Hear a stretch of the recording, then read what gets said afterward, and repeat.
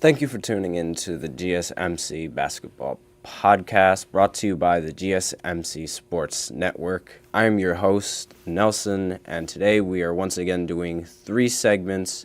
We are going to be picking up from the previous broadcast, talking about some of the games from yesterday.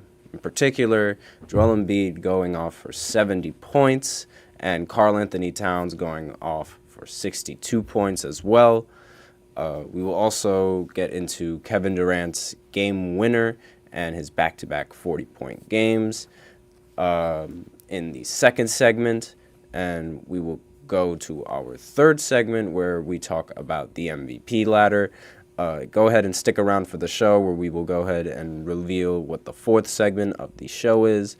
I ask that you remember to follow and subscribe to the show. If you want to become a member or a part of the show, there will be a link in the description. Once again, as always, please remind you all to tip and donate. If to get your comments recognized, make sure you go to the following link. That is streamelements.com/GSMC sportsnetwork./tip. Makes the show much more interactive between myself, the host, you guys, the viewers. That is streamelements.com/GSMC sportsnetwork./tip. And now let's get right back into the first segment of the show, which is Joel Embiid dropping 70 points. But before that, actually, there was trade that happened about an hour ago. The Charlotte Hornets are trading Terry Rozier to the Miami Heat for a 2027 first-round pick and Kyle Lowry. So now Terry Rozier is on the Miami Heat. Kyle Lowry was, I believe, he had substantial minutes on the Miami Heat and was a very vital piece in the Miami Heat and their progression going into the finals for those 2 years. So he was he was a very vital piece to that offense, a very important veteran, a very good role model. So I don't know exactly what this move is for the Charlotte Hornets. I don't know what they expect to get out of Kyle Lowry. He does average a decent amount of minutes. He doesn't really, his stats, they're okay for given his age and the role that he plays right now or that he played for the Miami Heat. But I don't exactly understand what they could get out of him in this deal, but I guess we'll find out later. I thought that was actually going to be their trade piece to get DeJounte Murray, Kyle Lowry, and a couple of other pieces, but I guess I was wrong.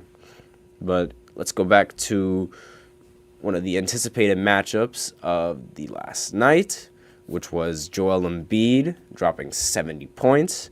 He passed Giannis's record of scoring 64 points in the season to scoring 70 points last night. He became the third player in the last 2 years to do this. The last 2 players that scored 70 points are Damian Lillard and Donovan Mitchell. So he is the first center since David Robinson to score 70-plus points. Obviously, doesn't matter what team you do that on. Scoring 70 points is a lot of points, but with Joel Embiid, there's this sort of subset, this sort of group of people that don't necessarily like Joel Embiid's play style. I'm one of those people that doesn't like his play style, but at the same time, I am not one of those people that is going to completely disregard the fact that he has he dropped 70 points. he has a subset of haters that think that everything that he does good doesn't matter simply because he can't do this in the postseason. Now, my personal opinion, the regular season is a long time, and the league is trying to find ways to make this regular season very important. Saying that big games like this and big performances like this don't necessarily matter is the exact opposite of what the league is trying to do and making these games very important. So it doesn't matter that this performance is against a bottom 3 team in the league. Like, they went up against the San Antonio Spurs, and okay, so what? If anyone scores 70 plus points, that is impressive. If anything, this is how like any fan should react if their favorite player is and this is how any fan should react, and how any fan should expect their favorite player to respond when going against bad teams like this. They expect them to go off. They expect them to have these big nights. They expect them to do these type of things, to have these great games. So, with this performance from Joel Embiid, what does this do to his status in the MVP voting? So, as of right now, he is neck and neck between Jokic. Shai recently moved up to 3, while Giannis and Luka are down to 4 and 5. It's funny because every single year Luka manages to make it to the top 5 in MVP voting, but he always ends up finding his way out of that voting, despite being a fan favorite like every single year. And here's the thing this year. There's a cap to how many games you are required to play, meaning that if you do not meet that cap requirement of 65 games, you aren't getting the MVP. So Embiid has played in 32 games compared to Jokic, Shai, and Giannis, who have played over 40 games. So if Embiid misses a few of these games because, like, God forbid he gets injured, he could risk not getting the award. So that MVP might not be confirmed for him simply because of the amount of games he has played. And it seems to be a lock for him as of right now, assuming that none of the other players below him end up going off towards the end of the season. But let me know what you guys think in the comments below. If you guys think that do you guys like these changes to the awards? Do you like that now you have to be required to play a lot of games in order to get these awards? Or did you like how it was before, where you didn't have to play every single game and you didn't need to have that sort of restriction on you as a player? I personally think it's great. Once again, goes back to what I said before about putting value on the regular season. I see this as a step in that direction, and it's a step in the right direction. Obviously, it's going to take a while to get used to that thinking, since everything important that happens in any sort of sport happens in the postseason. But still, a lot of people aren't going to be happy with Embiid winning this award if he can't make it out of the second round. That's a very big stipulation on him. The only reason why people are looking at this more critically towards him than anyone else is because he is the only player that has won an MVP and has never made it past the second round. There's also the argument that he won the MVP last year out of pity and that it wasn't deserved. A lot of people wanted Jokic to win that award last year. I was one of those people, but it doesn't matter because he ended up winning the Finals MVP. So that's always great and really shows like who the better center is. Joel has opportunities to make noise in the postseason, but every single time he fails to do so. A lot of the people would find more value in a player like Jokic, not just because of his regular season performances, but also because of his playoff performances. Obviously, having or being good in both is much more valuable than just being an MVP in the regular season. But as of right now, Joel Embiid is that MVP favorite, in my opinion, because of that amazing performance on the anniversary of Kobe dropping 81 points. R.I.P. his soul. He obviously, and coincidentally, he wasn't the only center or the only big man last night that had a very good night on Kobe's anniversary. We're also going to talk about Karl Anthony Towns in the second segment after this short break. So I will be right back.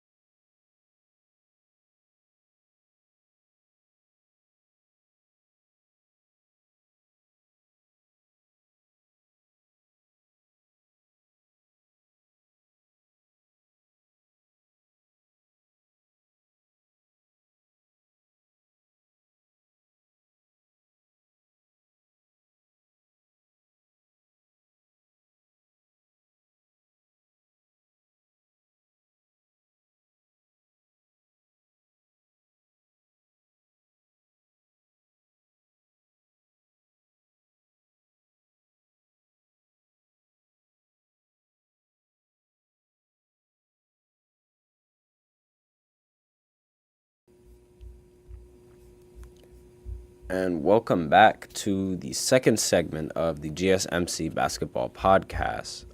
Before I begin with the segment, once again, I'd like to remind you guys to please go ahead and tip and to donate.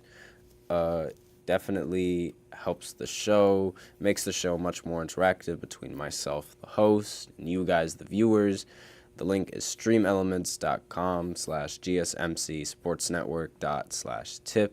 That is the link that is right below in the ticker in under every single overlay that you will see. So without further ado, let us begin with the second segment, and that will be talking about Karl Anthony Towns being the other center that went off last night. The Timberwolves faced off against the Charlotte Hornets, and the biggest story behind this game was the big night from Karl Anthony Towns going off for 62 points. Most of these points came in the first, second, and third, and he was only able to muster 4 points in the fourth quarter, coming up short from the Charlotte Hornets in a comeback win. The Charlotte Hornets were down by 12 to enter the fourth quarter. Apart from Karl Anthony Towns and his 62 points, and Nikhil and Rudy Gobert being decent on offense, there was really no offense for the Timberwolves last night. If any of their players were to hit some of their shots, they would have won the game without a doubt. But the only player that really showed up to play offensively was Karl Anthony Towns. This game should have been a blowout for the Timberwolves.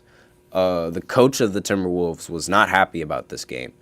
You could see in the post-game interview, he was very upset with how the Timberwolves were playing. He thought it was immature. He thought that there was no defense to be played. And because there was no defense being played, it allowed the Charlotte Hornets to be able to hit their shots and get back in a rhythm. And once the Timberwolves ended up not being able to hit their shots, or Karl Anthony Towns not being able to hit his shots, once again, I said he only scored 4 points in the fourth quarter, then the whole team was in a loop, because if Cat wasn't hitting his shots, nobody else was hitting their shots, then they have no offense. Now, instead of it being a blowout win for the Wolves, it ended up being an upset in favor of the Hornets. Brandon Miller was trending on Twitter. It's Miller time. He was the star scorer for the Charlotte Hornets, putting up 27 points on only 13 shots. LaMelo Ball was also there and scoring, getting 18 points and assisting on 13 shots.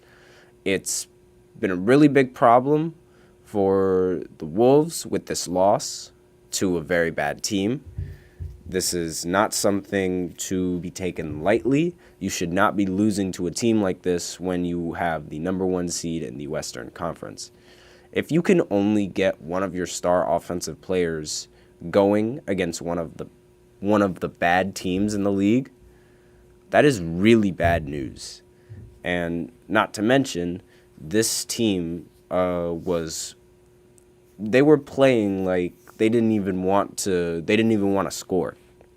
It was more of force feeding Karl Anthony Towns the ball and hoping that Karl Anthony Towns would score. That's not how you're going to win games, and that's why the coach was really upset. You need to be able to get both of the players going, both on the offense and the defense. Just because you're having a good night on offense doesn't mean the effort needs to stop on the defense, and that's something that was happening towards everyone else. And it might be because they're young and because, they're excited and whatnot, but still, they have to remember to maintain that discipline because they are a playoff team, and they're essentially competing to be that playoff team to beat in the postseason. So if they don't give off that reputation now, that is a huge problem. The offense was literally just Karl Anthony Towns all night. And that's something that can't happen. In other news, the Phoenix Suns were also able to win their game. They played back-to-back. They played the other day where Kevin Durant dropped 40 without taking any free throws. And now they played this game where Kevin Durant decided to drop 43 again. And instead of the free throws, he decided to hit a game winner. Devin Booker and Bradley Beal were a bit quiet last night, with Booker only scoring 16 points and Bradley Beal only scoring 18, but a win is a win, as they do say. It is a bit concerning, however, because this is the Bulls team without Zach LaVine at the moment. DeMar DeRozan wasn't playing well as he went 8 for 17, only scoring 21 points, and they lost by 2 points. On the bright side, if you're a Bulls fan, Kobe White, he is a fan favorite, scored 26 points, got 10 rebounds, and 9 assists. If Kevin Durant did not step up the way that he did, then the Phoenix Suns definitely would have lost this game. Obviously, they won, so it's not a big deal. But, for now, it's not a big deal. But there are going to be games where everyone needs to step up. And this is honestly, the perfect parallel from the game that I mentioned before. The same with Embiid's game that I mentioned before, where it was just one player doing the thing on offense. The one players for each team respectively and each game respectively was Joel Embiid, Karl Anthony Towns, and Kevin Durant. 2 of those 3 players ended up winning the game because their defense ended up holding out.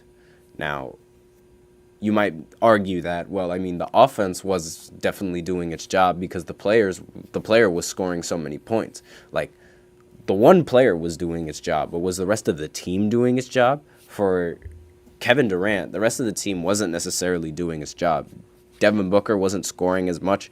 Grayson Allen was 3 for 4 from 3, which was great, but he usually tends to score a little bit more. Bradley Beal definitely scores a little bit more. Along with the rest of the players that were on the team. Anthony Edwards, again, did not shoot particularly well in this game. But regardless, you need to be able to play defense and you need to be able to defend. The Phoenix Suns allowed a lot fewer points, or allowed the Chicago Bulls to score a lot fewer points in their game, despite the fact that their offense wasn't playing particularly well, which ended up being the difference maker in that game. Now, definitely, it was important for the defense to be strong if you're the Phoenix Suns, especially with Kevin Durant going off. You definitely don't want to waste having one of your players go off in a very important game, or you definitely don't want to waste having a good offensive performance, but also allowing the other team to score several points on you, making the game close. And it's always important to have a good defense going into the playoffs so that way you don't have to worry about your defense lacking and constantly needing to make sure that you have to score every single possession. And speaking of defense, we can talk about a team that's really good at defense, which is the Boston Celtics.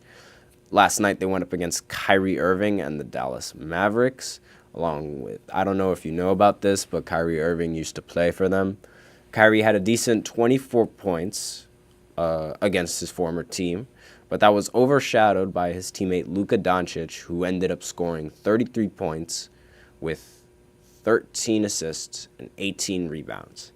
But even that was overshadowed by Jaylen Brown and Jason Tatum.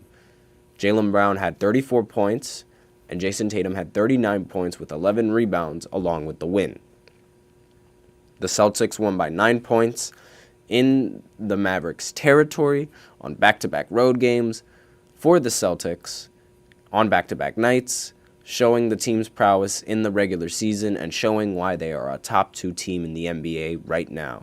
Obviously, I talked about Embiid having a big game, but Victor Wembanyama also went off for 33 points. Obviously, it wasn't anything compared to Embiid having a crazy night, but Victor was also is the leading candidate for Rookie of the Year. Joel Embiid is one of the candidates for the league MVP. It's close for both Wemby and it's close for Joel Embiid, and they're both competing against players at their own position.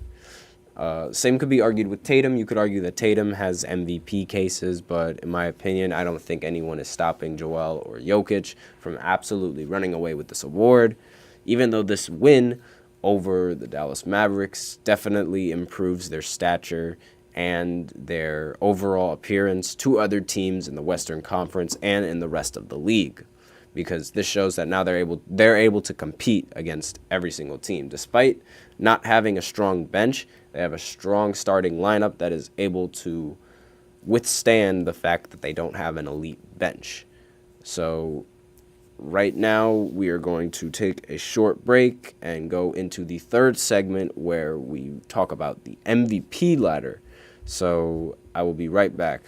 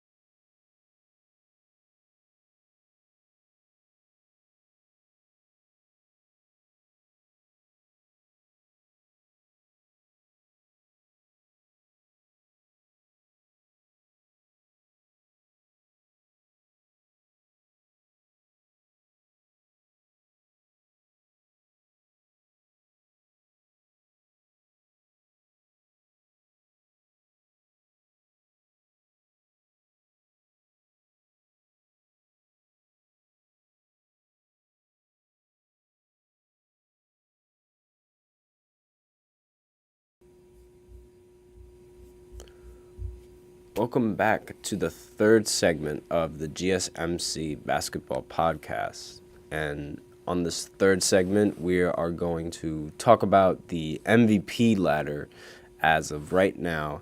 And given the recent games, it's no surprise that number one on the MVP ladder is Joel Embiid.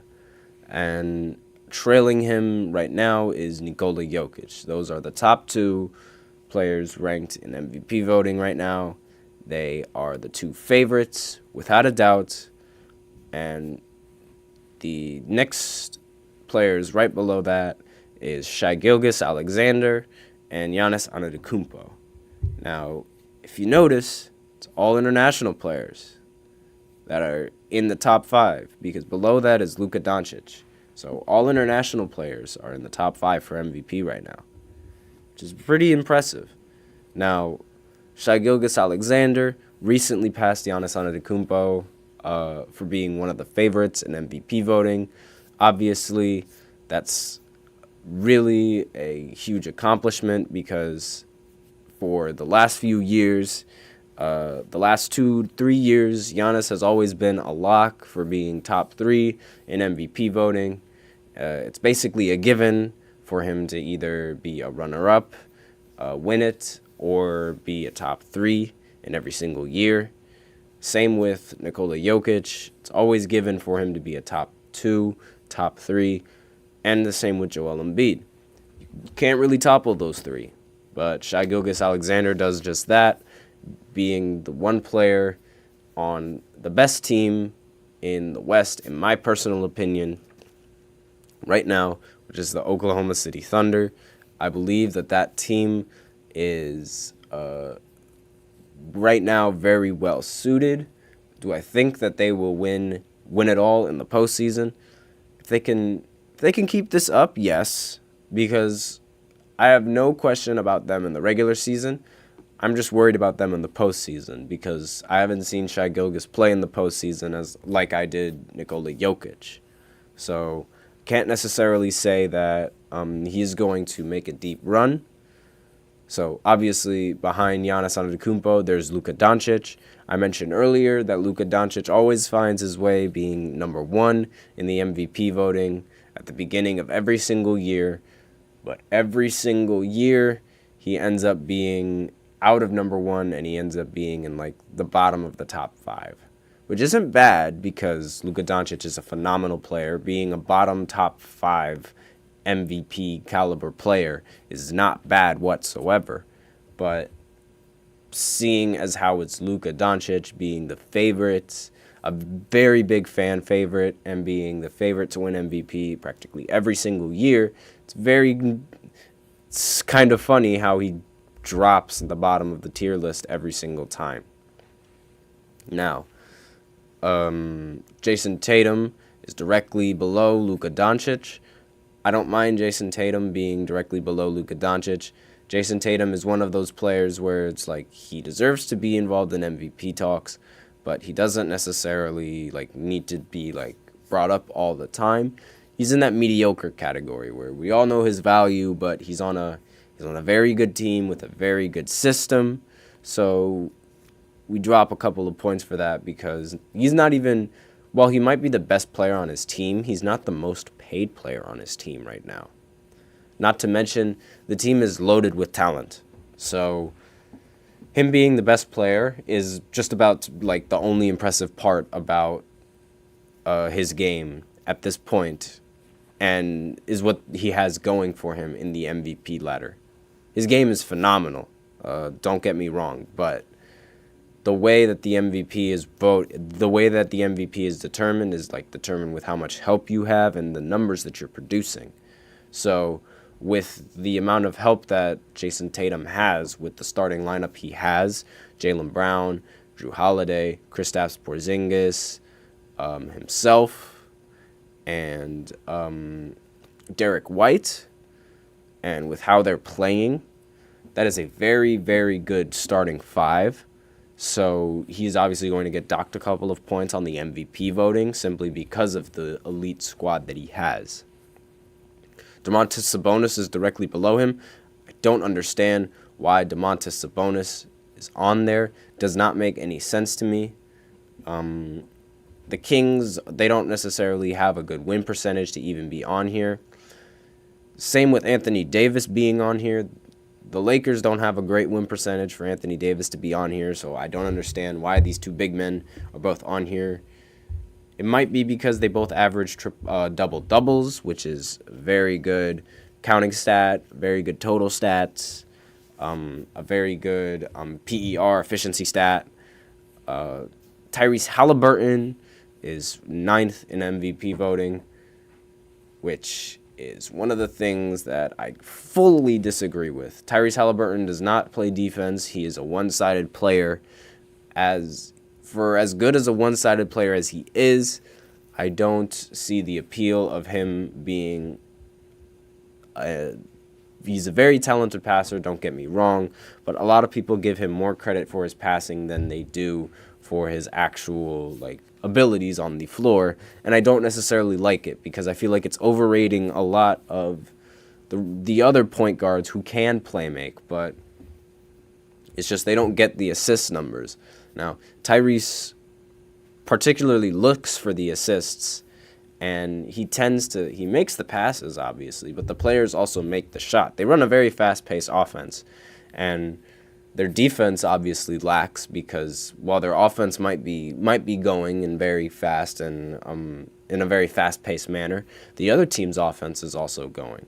So that's the reason why most of their teams, while they end up scoring a lot against all those teams, they also end up giving up a lot of points against those teams. So that's my personal opinion. I don't understand why Tyrese is on this list. Kawhi Leonard being on this list at the top 10, at the bottom of the top 10, not a bad inclusion. I feel like he should be a little bit higher up simply because of how well the Clippers are doing. Then again, all the players are contributing to the Clippers' success, so it might not necessarily be because of Kawhi Leonard and his prowess in the regular season, but still. Now, once again, I mentioned how I don't understand why Tyrese should be on this list. Who would I replace him with? Donovan Mitchell. He's on the Cavs. He's been leading the Cavs to a much higher seed than the Pacers are with Tyrese Halliburton, not to mention how the Cavs don't have Darius Garland at the moment, and you could argue that Kawhi should have higher odds to win the MVP than Tyrese, moving Tyrese down to the bottom 10. Now, even with Tyrese on this list, that doesn't change the fact that I think Anthony Davis should also be removed completely from this list. Doesn't really make much sense to me how none of the players on the Clippers, like Paul George or James Harden, I mean, personally, I think Paul George over James Harden just because Paul George is averaging much better numbers this year, should be under a player such as Tyrese. I don't understand that.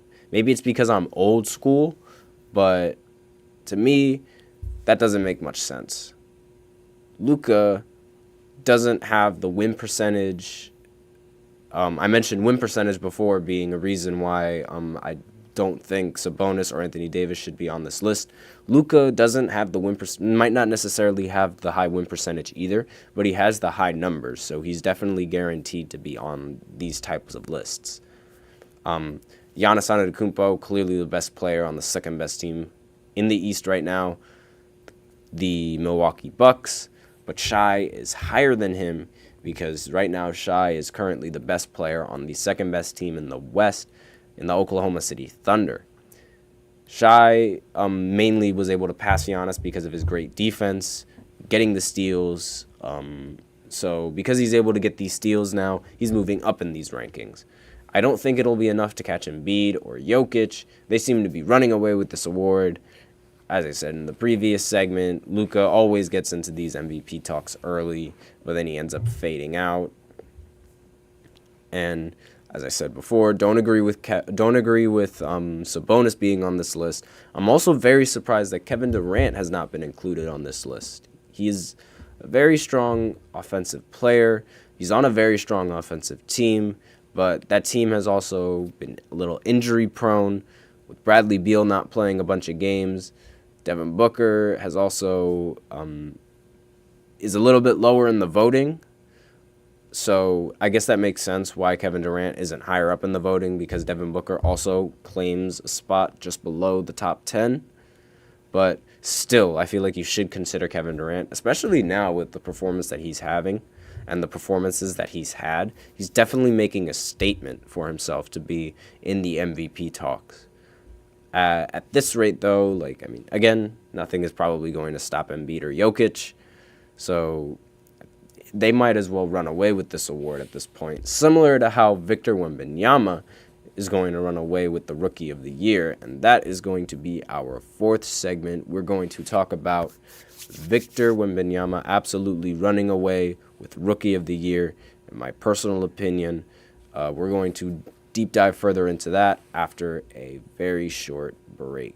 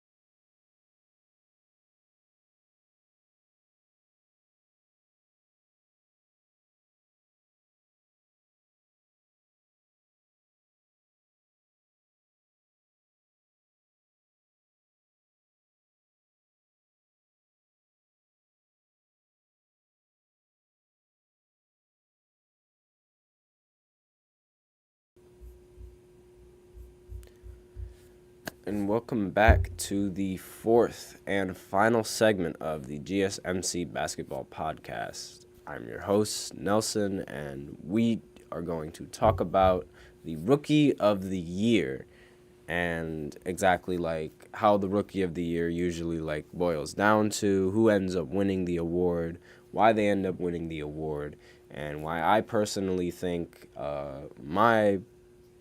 obviously, I believe that it's going to be Victor who wins the award, and I'm going to explain why I think he's going to win the award and why usually players like him would win the award. Now, there's a lot of talk this year about who wins the Rookie of the Year, though. Even though it should be, everyone would think it would flat out be Victor Wembanyama. It's very surprising how a lot of people say that the Rookie of the Year isn't a flat-out Victor. He leads all rookies in every single category except for assists. So this is also with a lot of people thinking that he doesn't get the ball enough. So he's leading in points, rebounds, steals, blocks, all of those categories. The only stat that he's not leading in is assists amongst rookies. That is absolutely impressive. Other people who argue that it isn't him, however, go back to the other giant that plays on the Oklahoma City Thunder, Chet. He is 7'2", and he is almost as skinny as Kevin Durant. They're both tall, and they're both defensive anchors, Victor Wembanyama and Chet Holmgren. What separates the both of them in terms of voting and who people pick is efficiency and volume stats. Now, Chet is the much more efficient player between the two of them. There's no doubt about it. And he also gets a lot more wins than Victor does, no doubt about it. Victor Wembanyama plays on the San Antonio Spurs. Right now, they're currently one of the worst teams in the NBA right now. So, and Chet Holmgren plays on the Oklahoma City Thunder, and right now they're looking to be one of the best teams in the NBA right now. So it definitely shows a difference as to what they're playing for and why they struggle or why they succeed or why their shooting percentages are the way that they are. If you think about it, Victor Wembanyama being on a team that is rebuilding and on a team that is not necessarily where it needs to be, not necessarily the best, and on a team that doesn't necessarily give him the ball when most people feel like he should, that sounds like a recipe for disaster. So it makes sense how his efficiency numbers aren't going to be as high as Chet Holmgren, who is on a system built with draft picks similar to him, with skill sets as good as him, being able to move the ball and move and operate an offense as good as him. Like, all of that is just playing into the role that he has to do on his team. Now, obviously, I'm not saying that the team is the reason why he's efficient. Obviously, he has to hit the shots, but Chet might be the much more efficient player, but Victor has the better total stats and the total numbers. So the efficiency leans towards Chet, but the total stats lean towards Victor. With this in mind, however, Victor also gets a lot more talk than any rookie this year. It's most likely that it's going to be he's most likely the one that's going to be winning this award simply because of how many people are talking about him. Like, he's 7'4", and he can easily dunk the ball without even trying. Why wouldn't you talk about him? It's a similar story to LeBron and Carmelo Anthony. Carmelo Anthony was the best player on a mediocre team that made it to the playoffs at the Denver Nuggets. He had better stats, a little bit better efficiency. Wasn't as popular as LeBron, however. And LeBron had better counting stats, much more hype around him. And because of that, he ended up with the Rookie of the Year award in the end. A lot of people believe that Carmelo Anthony deserved that award over LeBron James. It's like me, so far, he is without a doubt the Rookie of the Year in the games that I've seen him play in. So I don't believe that Chet deserves this Rookie of the Year over Victor Wembanyama. Victor might not shoot the ball that well, but it's also not like he gets the best looks that he can. So, as mentioned previously, his teammates don't necessarily give him the ball. That's because if you watch some of his games, he'll have wide open cuts to the basket, and if you throw the ball high enough, you can get it to a spot where only he can catch the ball. And once he catches that ball, it's game over. He's scoring that no matter what. But even with that in mind, some of these players still don't give him the ball, which is absolutely insane to me, because how could you miss someone that is that tall and built like that? So even with that, however, I still think he has this award on lockdown. I don't think Chet is playing bad either, but he has a great team, great picks. So it's not like he's the one that's leading the team. Shai is, as I mentioned before, he's third in MVP voting. So if Shai's third in MVP voting on the team that Chet is, don't you think that Shai has something to do with it? Victor, like I mentioned before, how Victor's on a really bad team. He doesn't necessarily have the picks or the talent to support him as well as Chet Holmgren does. Now, maybe towards the trade deadline, that'll change depending on who they get. DeJounte Murray. Maybe, who knows. But don't necessarily think that winning should be taken into account when you're talking about Rookie of the Year. It's not the same as MVP. Because when you're an MVP, You are like essentially required to get wins because that's how a player is valued. Like, you bring value to a franchise by bringing the franchise its wins. So if you're not getting wins, you're not giving them value. Even though Joel Embiid had 70 on him, Victor Wembanyama still had 33. Now, that's still 70 points on his head, but 33 isn't that bad. Leading the rookies in every stat except for assist also isn't that bad, and that's impressive no matter what anyone says.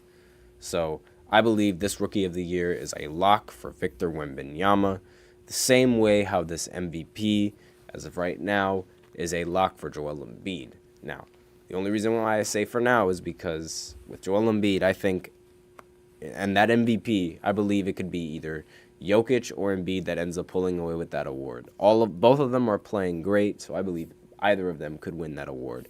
But for Rookie of the Year, as I mentioned before, I don't necessarily think wins are going to play much into account when you look at total stats. And as of right now, Victor Wembanyama is leading in that department. So that is the end of our fourth segment, and thus the end of our live stream and the end of our podcast. Thank you guys so much for tuning in to the GSMC Basketball Podcast.